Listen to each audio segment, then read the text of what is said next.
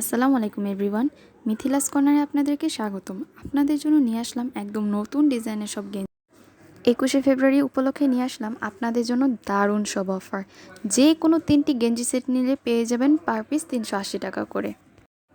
একদম ঠিক শুনেছেন, পার পিস 380 টাকা করে পেয়ে যাবেন। তবে শর্ত একটাই, 3টি গেঞ্জি সেট নিতে হবে।